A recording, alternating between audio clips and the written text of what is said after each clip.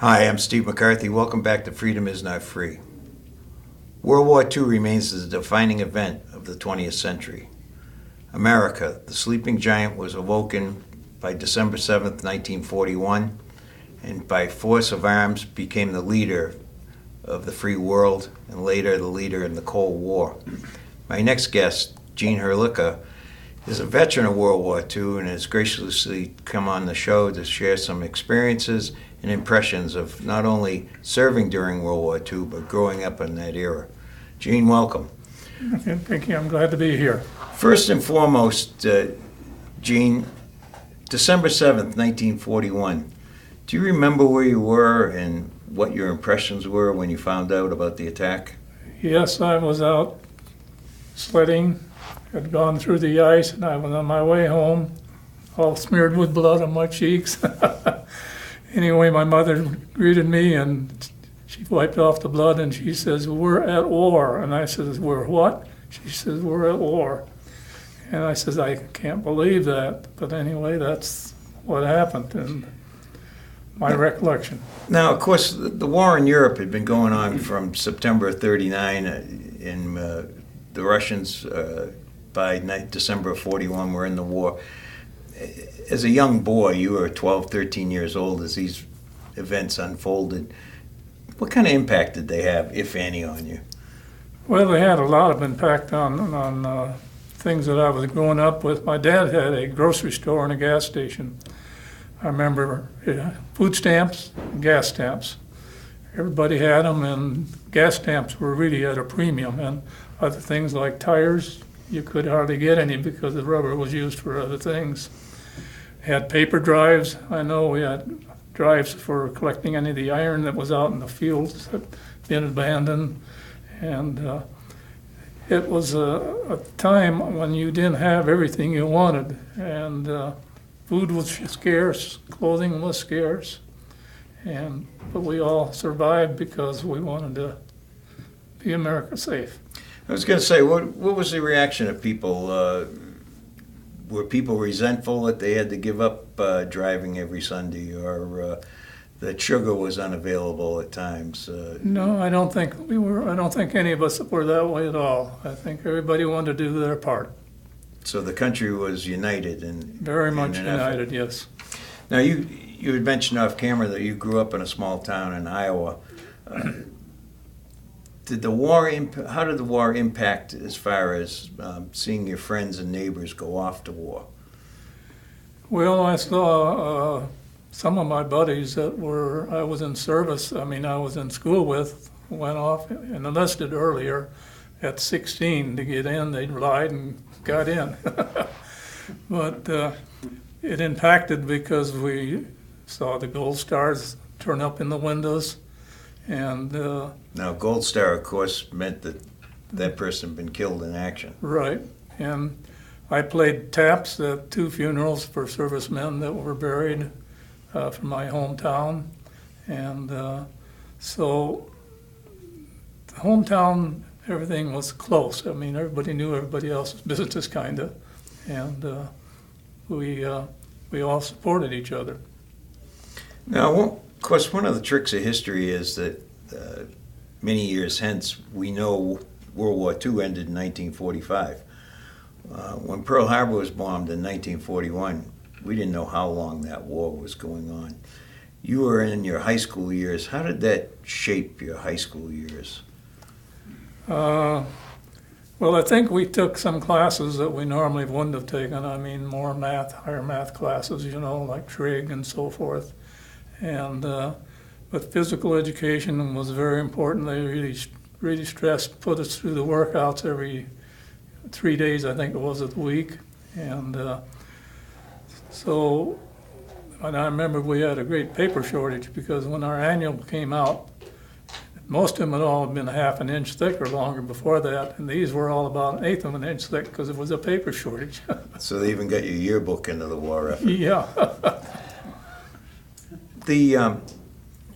As you moved on through your high school years, you knew that military service was probably going to be imminent. How did you feel about that?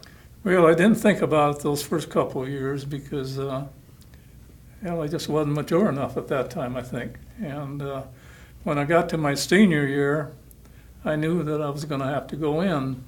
So I volunteered to join the Naval Cadet Program, I think they call it, where they sent us off to college and give us 2 or 3 years before they sent us on out to serve on the ships or whatever, you know.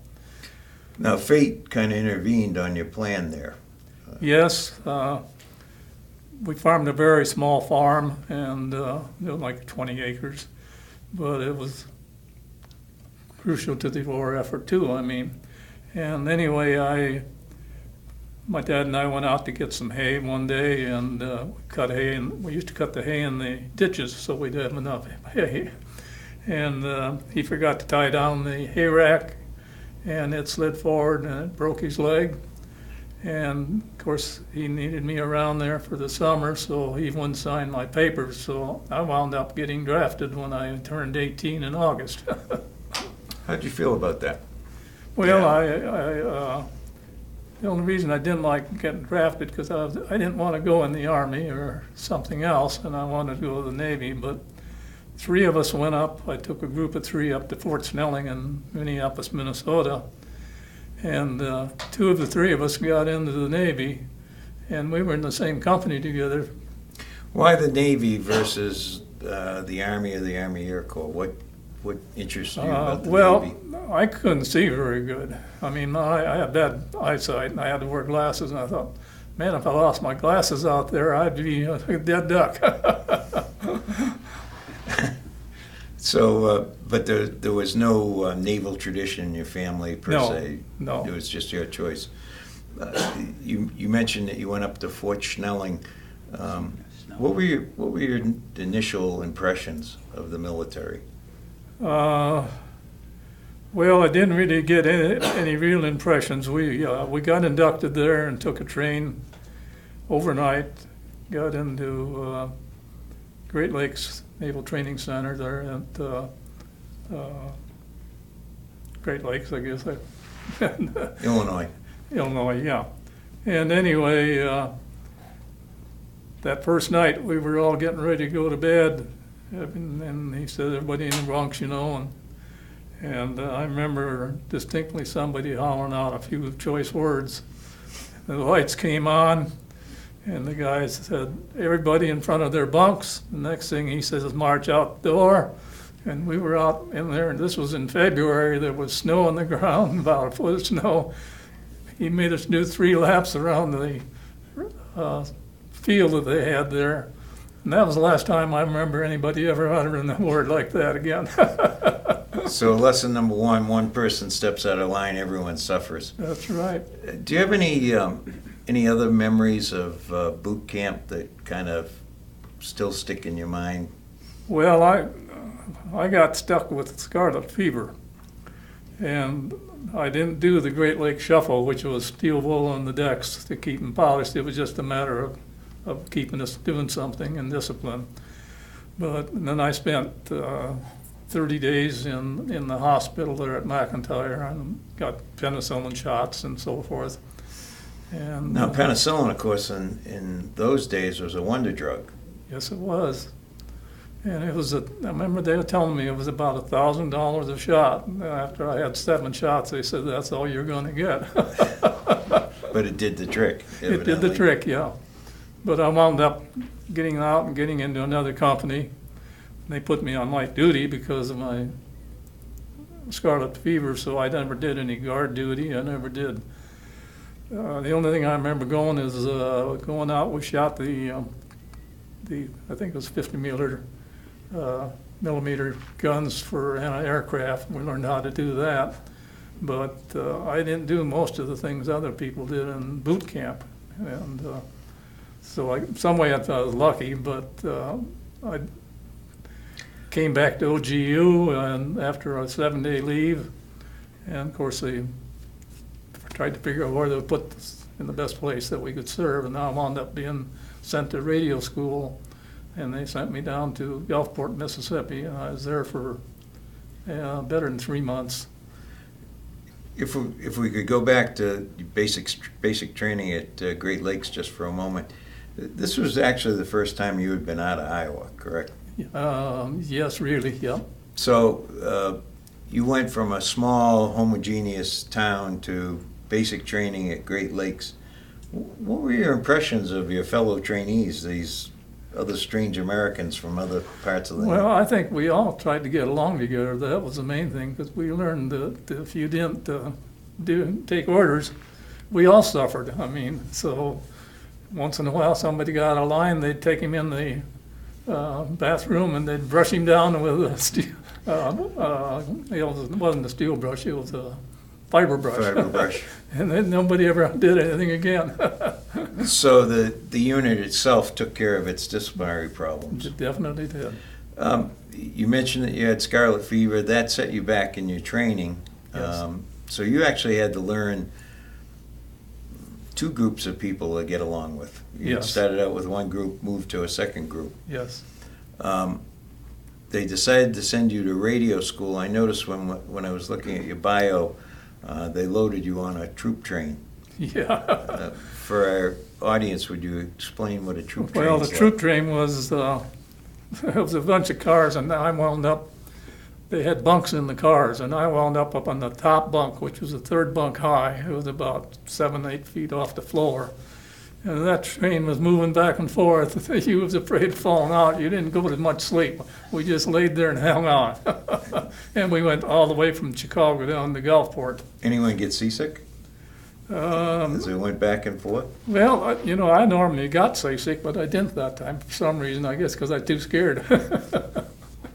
I mean, and that's something I'd like to emphasize. You're a very young man. You're 18 years old. This is your first time away from home. Yes. You're in the military. It's wartime. Did you ever feel overwhelmed by any of that? That you just, oh my God. Probably not, because I think we were all in the same boat. We're going to learn the same things, and we were on a set schedule. I mean, so we knew we got up, had breakfast, then you went to class, and you had lunch, and then went to class, and same thing in the evening. You went back to class in the evenings again, and so you had a set schedule, and you didn't think that much about it.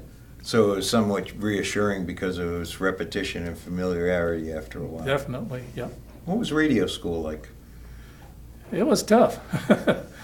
What did a World War II radio look like? I mean, everyone thinks of radios now as these teeny tiny Walkman. I had an electric radio when I went into service, and I still have it. But they were small, about that big, and about this spare. And of course, it was not digital; it was just AM, and that was all there was to it. But the radios that we had when we were doing our training were shortwave radios, and we could turn in. We turned into places down in South America, and we'd listen to music down there, and. But we were learning the Morse code is what we were learning, and that was completely new to me. That's the dits and dots. Was there a mandatory level of dits and dots that you had to be able to meet to get out of radio school? You had to go 12 words a minute to graduate, and then they kept pushing you and see what your level was. And I got up to 18 words a minute. And basically what we were doing, you were listening to the code coming in and typing one line behind all the time.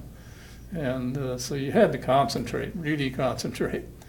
And I did code work real well, and that's why they sent me to the code rooms in several places. Now, did you have to have a special kind of clearance to work in the code room? Yeah, we full clearance. We could not talk to anybody, write to anybody.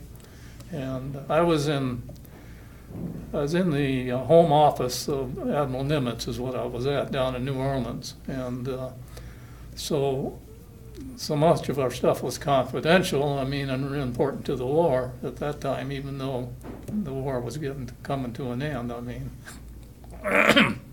but what was the time frame that you were at Nimitz headquarters? I was there about 3.5 months.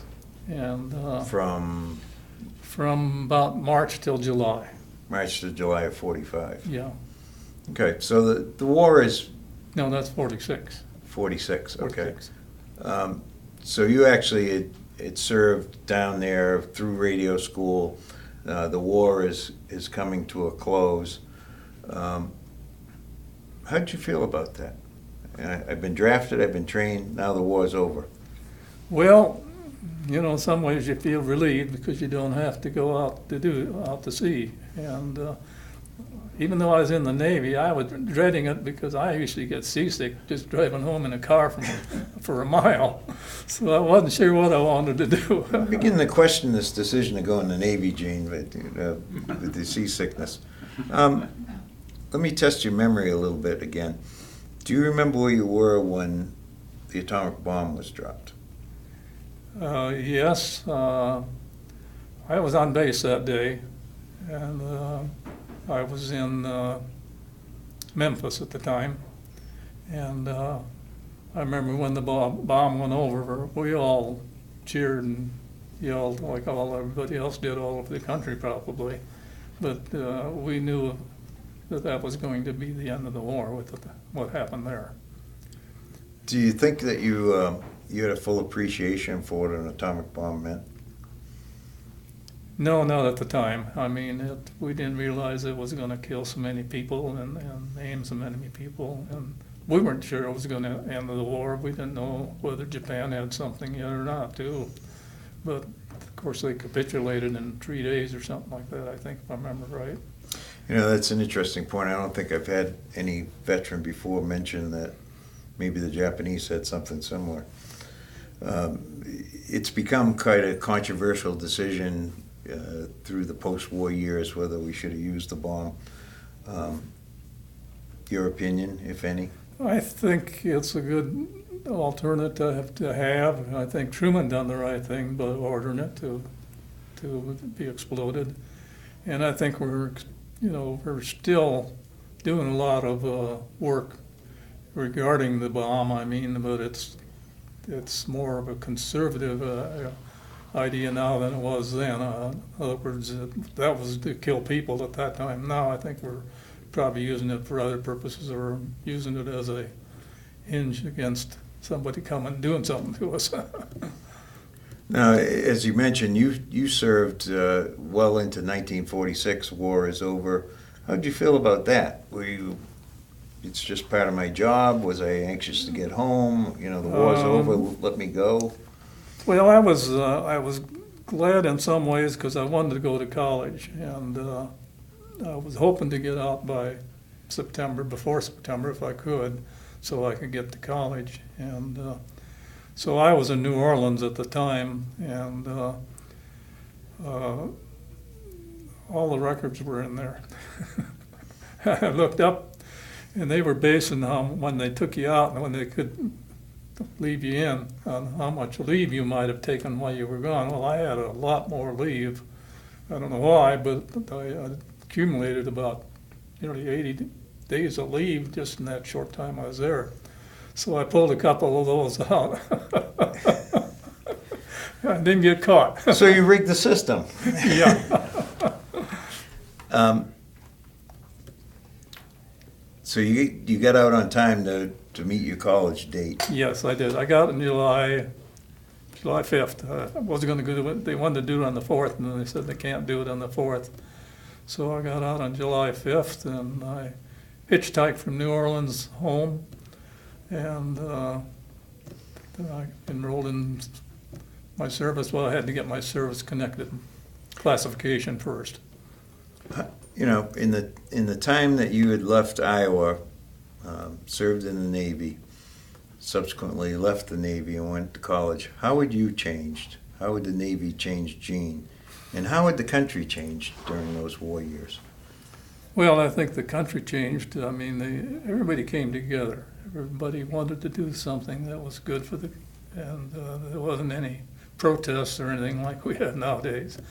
And I think as far as myself, discipline was the main thing. We learned discipline, and we learned a trade, which I didn't go ahead and use again ever. But it taught me concentration on to complete a job and do a good job. And that's the main thing I got out of service. I mean, I enjoyed how I was in because I guess I didn't have to do anything atrocious to anybody.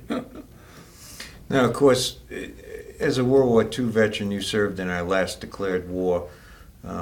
Subsequently, we fought major police action in Korea, the Vietnam War, the wars in Afghanistan and Iraq. How do you feel about if we brought back a draft?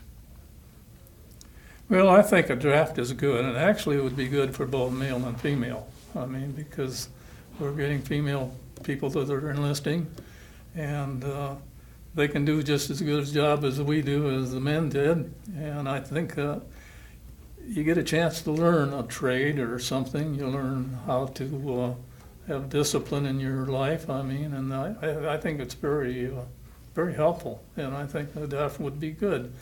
And it would take a lot of people out of unemployment. So, in essence, a responsibility of citizenship. Yes.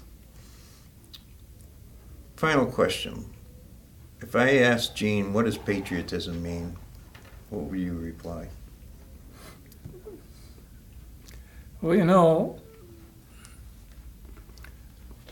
when I went on this flight to honor the veterans, that wasn't... Why don't you tell us a little bit about Honor Flight, since you mentioned it?